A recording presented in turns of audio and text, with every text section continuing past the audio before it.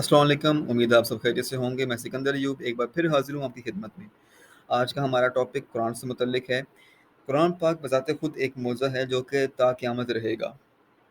कुरान पाक के बहुत से ऐसे मौज़ात हैं जो कि आज की डेट तक डिस्कवर हो चुके हैं, और आने वाले दिनों में साइंस की मज़ीद जिद्दत से हम इंशाल्लाह बाकी के मौज़ात भी जान सकेंगे। जितने मौज़ात आज तक डिस्कवर हो चुके हैं कुरान पाक से मुतल्लिक, अगर उस पे एक कंप्लीट वीडियो बनाई जाए तो शायद 3 से 4 से 5 घंटे भी कम होंगे उनको डिस्क्राइब करने के लिए। तो इसलिए हम डिफरेंट वीडियोस पे डिफरेंट फैक्ट्स को डिवाइड करके आपकी खिदमत में पेश करेंगे। कुरान पाक का सबसे पहला फैक्ट या जो मेरिकल है जो आज हम डिस्कस करेंगे वो सूरह अल बकरा से मुतल्लिक है। सूरह अल बकरा जो कि कुरान पाक की दूसरी और सबसे बड़ी सूरत है, उसमें जो कुल आयात हैं वो हैं 286 286, और इसको नाजिल होते हुए कमोबेश 10 साल का एक तवील अरसा लगा। जिस वक्त ये सूरत नाजिल हो रही थी तो साथ ही साथ बाकी सूरतों की आयात भी नाजिल हो रही थी, और हम सबको ये मालूम है कि कुरान पाक लिखा हुआ नहीं उतरा बल्कि स्पीच की फॉर्म में उतरा। जैसे अभी मैं आपसे बात कर रहा हूँ, इस फॉर्म में उतरा है। तो अगर तो ये लिखा हुआ हो नाजिल होता तो फिर इन मौज़ात पे शायद हम इतना एतबार ना करते, क्योंकि एक चीज़ हमारे माइंड में होती कि यार जिसने लिखा है उसने ये सोच समझ के सारा कुछ प्लान करके ये तरतीब बनाई होगी। लेकिन आप अल्लाह ताला की खूबसूरती देखें, और इस कुरान पाक को उन्होंने किस खूबसूरती से नाजिल किया है कि सूरह बकरा जिसकी कुल आयात 286 हैं, अगर आप उसका हाफ करें तो बनता है 143, और 143 आयत जो शुरू होती है वो इस तरह से है, और इस तरह हमने तुम्हें एक बीच की उम्मत बनाया। तो बिल्कुल मिडल ऑफ द सूरत में लफ्ज़ मिडल बयान हुआ है। तो क्या ही खूबसूरती है अल्लाह ताला की। सेकंड पॉइंट हमारा सेंटर ऑफ द अर्थ से रिलेटेड है। जिस वक्त कुरान पाक नाजिल हुआ उस वक्त दौर था पोइट्री का, लिटरेचर का, और आज हम रहते हैं साइंस के दौर में। उस वक्त ये नेक्स्ट टू इम्पॉसिबल था जानना कि दुनिया के सेंटर में क्या है, जो इनर कोर है उसमें वो किस चीज़ से बना हुआ है। लेकिन आज की जदीद साइंस इस बात को मानती है कि जो इनर कोर है वो आयरन से बना है। अब इसमें मौज़ा कैसे है? कुरान पाक की जो कुल आयात जो सूरतें हैं वो हैं 114। अगर हम इसका हाफ करें तो बनता है 57, और 57th सूरह है अल हदीद, जिसको दी आयरन कहते हैं। तो यहाँ से हमें 1400 साल पहले एक हिंट मिला था कि अर्थ के क्रस्ट में या अर्थ के सेंटर में क्या है। बढ़ते हैं अपने थर्ड पॉइंट की तरफ।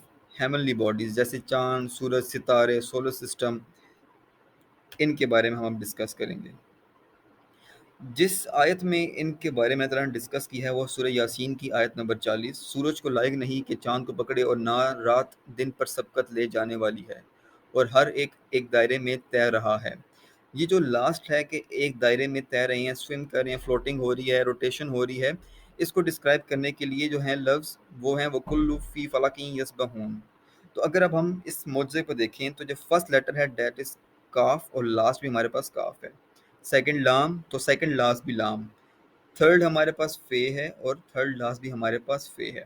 अगर हम इनको तरतीब से लिखें और एक इनके बीच में रिलेशनशिप बनाएं तो आप देख सकते हैं जैसे हमारा सोलर सिस्टम है बिल्कुल वैसे ही एक शेप बनती है। तो अल्लाह ताला ने कैसे जो लफ्ज़ रोटेशन है उसको लिखा, और उनका आपस में लिंक भी कितना खूबसूरत बनाया है, जिससे आज आप देख सकते हैं अपने सामने स्क्रीन पे। फोर्थ मौज़ा हमारा सूरह अल कहफ में से है। असहाब कहफ के बारे में अल्लाह ताला इरशाद फरमाता है, और वो असहाब कहफ अपनी गार में 300 बरस ठहरे रहे, और उन्होंने उस पर 9 साल और बढ़ा दिए। अल्लाह ताला ने उनके लिए 9 साल मज़ीद एक्सटेंड कर दिए। अगर हम इसको 16 डेज से डिवाइड करें, कैलेंडर जो हमारा 365 डेज़ का, तो भी हमारे पास आंसर 1,09,000 आता है। और अगर हम इसे लूनर डेज पे मल्टीप्लाई करें 309 को अगर एक्सटेंड करने के बाद, तो भी आंसर 1,09,000। तो कम व बेश ये करीब करीब एक दूसरे के लाए करते हैं। दूसरा मुआवजा इसमें है लबिसु वर्ड का, जिसका मतलब है ठहरे रहे, जहाँ पे अल्लाह ताला ने डिस्क्राइब किया आयत के अंदर कि वो वहाँ पे 309 साल ठहरे रहे। ये लफ्ज़ पहले जब सूरह अल कहफ में आया तो वो आयत नंबर 12 थी। आयत नंबर 12 के इस लफ्ज़ से लेकर जब सेकंड टाइम ये रिपीट हुआ वो है आयत नंबर 26। तो कुल मिला के अगर आप वर्ड्स काउंट करें जो इन दोनों के बीच में आते हैं तो वो एग्जैक्ट 309 लफ्ज़ बनते हैं। تو یہ بھی ایک اس کا معجزہ ہے قرآن پاک کا۔ لاسٹ ہمارا آج کے پوائنٹ ہے انویزیبل لائٹس۔ آج کی سائنسی تحقیق یہ کہتی ہے کہ کچھ لائٹس ایسی ہیں جو آپ کی نظر نہیں دیکھ سکتی، آپ کی آنکھیں ان کو نہیں دیکھ سکتی، جیسے radio waves, microwaves, infrared rays, X rays, gamma rays, ان کو آپ نہیں دیکھ سکتے۔